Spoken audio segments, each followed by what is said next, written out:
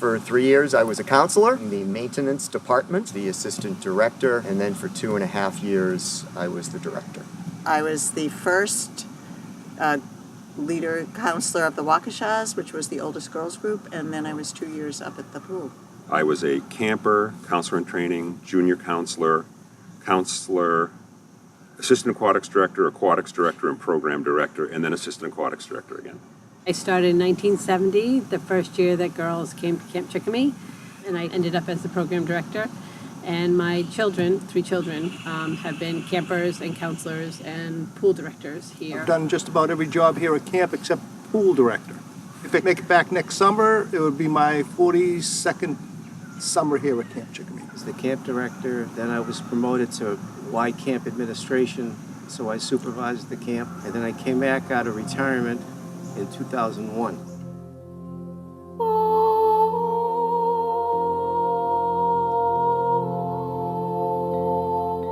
I was a city kid.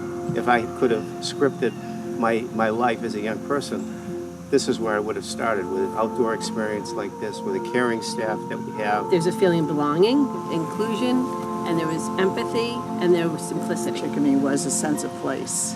There was no judgment. You were allowed to be who you wanted to be. It was embraced. And I wasn't afraid to take risks because I had that comfort of this community that was going to support us in the risk. So that was the first time I ever saw a team really coalesce and do much more than any individual could do. A family. I think that's an overused word in many instances, but here it is so appropriate. So I was in the first girls counselor class. This was the first time that the girls were treading on the boys' campus. And it was a little rocky at first.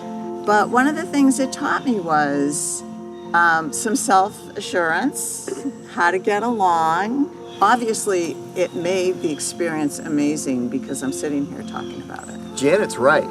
When we found out that we were going to have girls at camp, I was one, maybe I was the only one, who said this isn't going to work. Oh, I was against it for sure. They're not going to be in the mud. They're not going to be catching frogs. They're not going to be what Chickami is. And within 2 weeks, I realized, man, this is great. These girls are just like the boys. These boys are just like the girls. And I'm actually very serious about it. It was, for me, the first moment where I really felt a sense of feminism in my life.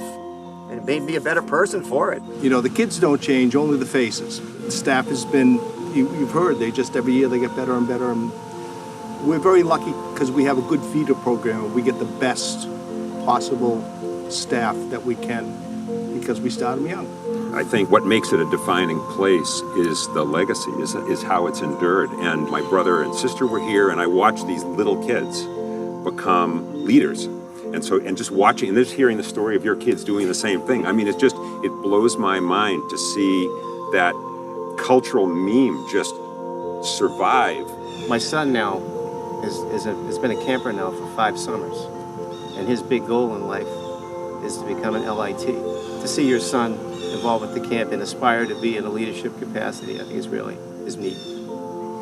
Often we think that academic achievements are what's going to get us, where we're going to get to in life. And I think any of us who've not been working for a while realize it's those soft skills. Teaching is one of them because I went on to be a teacher. Interpersonal skills, how to negotiate.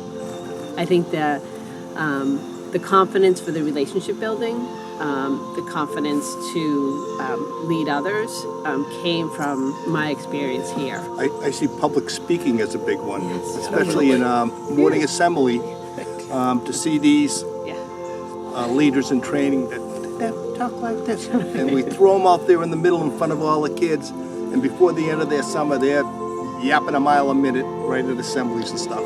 And we get out there at assembly and you don't have that fear anymore of getting up in front of people.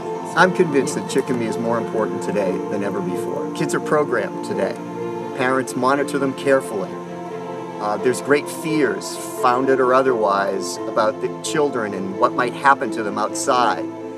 And so for a parent to let a child come here, where we break the rules, we let kids pick their own activities sometimes, we do things that other camps and schools don't do, is a leap of faith for those parents.